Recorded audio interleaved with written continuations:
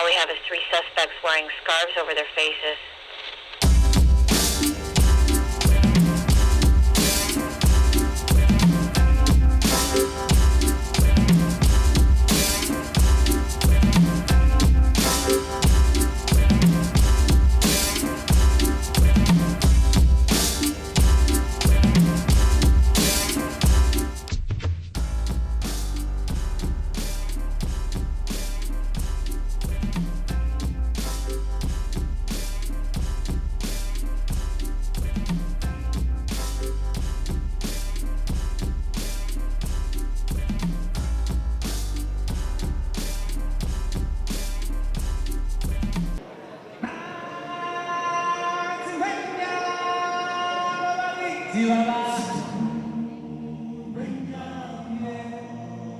Astrid, the supermodel. She is a professional on the runway and she is a role model on the street.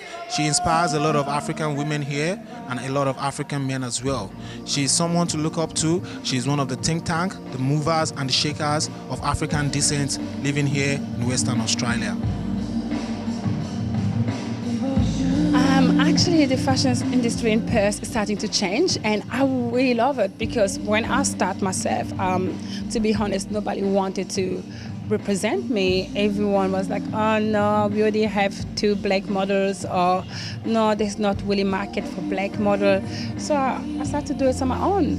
And today, to see that we start to have 2, 3 black models on the runway, we're getting there. As a lot of market there for black model. I strongly believe it. We have hair, cream, makeup, and many of the makeup artists actually always contact me because they want to work with dark skin.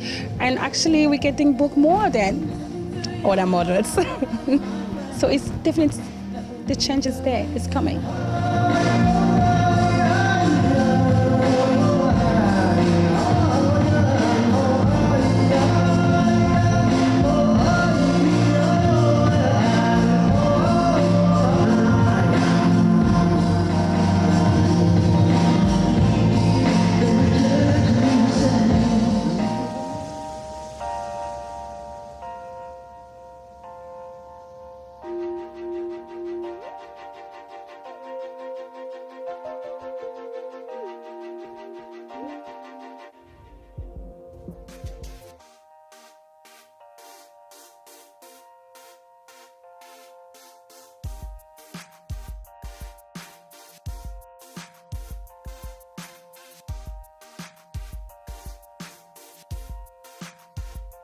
You don't go and do things that you will not do to yourself to somebody else, no matter what.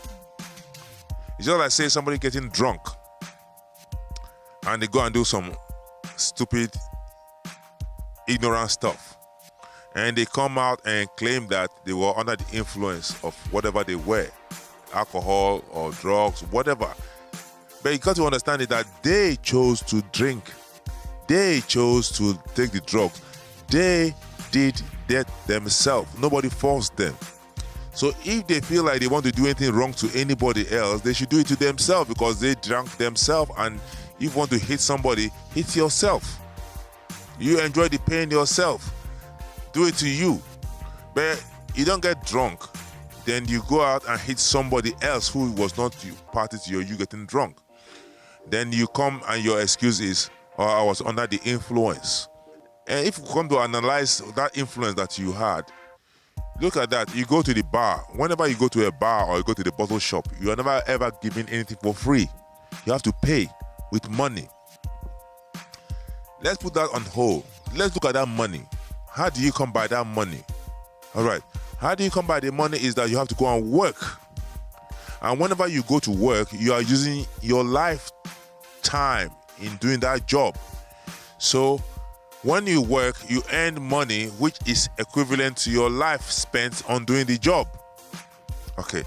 Now that we ascertain that money that we earned from working with our lives, we take it to the bar or the bottle shop and we hand it over to the bar staff or the guy at the bottle shop, and they get exchanged for alcohol or whatever we get. Now you have spent your life, which is the money, to get that. In that, the next thing you do is that you pick that money, that money that you spend, because your life that you spent in buying the alcohol, that alcohol is your money, your life then you drink it down your throat. Drink it knowingly, consciously, being aware of what you are doing, because you know when you get alcohol in you are going to get a bit drunk, and that was your intention. Now, when you get drunk or you get tipsy, when you get to a stage when you can't stop it, whose fault is it? It is yours and yours alone, because you chose to drink. So when you start to get drunk and start getting unruly, it's your fault. It has nothing to do with the alcohol or the guy that you go and hate or the girl that's over there that you are angry with. It is you that goes out to do it. So when you realize that it is you that is doing that, and you spend your life force, which is your money, in buying alcohol for you to drink and get drunk, then you then go out and act up and not take responsibility for yourself, for the actions that you have done, then you have no value of self. Your worth becomes nothingness. Because you don't value yourself, then you don't need to be valued by anybody, because you have no value for self. But now, look at it this way. If you value yourself and respect yourself and give yourself the truth, and you know that it is you that's buying the alcohol with the life that you spent in working, then you will drink your minimum ability to control. So that when you got to that stage and you know that you have gotten to that stage, you will stop. Because it is you that is spending your life in getting that drunk. So, in essence, it is you that is responsible for everything that you do. Because if you don't hold yourself in the highest esteem, you are going to be looked down upon by others. But if you hold yourself in the highest esteem, nobody's going to look down at you, because you are not down anymore, because you've risen yourself from nothingness to something. It's not about money. It's not about wealth. It's not about what you've got or what you have not got. It's about you taking interest in you and respecting you for who you are. Believing you, knowing that it is you that does all those things that you do. So take responsibility for your life, then your life will take responsibility for you and your life will get better. You don't have to take your responsibility, you don't have to blame anybody. You have to take it like you did it, and you have to take responsibility for it and respect yourself. Then you'll be able to respect the next person. So this is a brief of how I see my life, how I see life, and I see that every single life is worth a million worlds. So give yourself the life that you desire. Build it yourself. Believe in yourself, and you can achieve the skies. Nothing is going to stop you except you. This is Roger signing out. Thank you. Love you all like I love myself. Peace.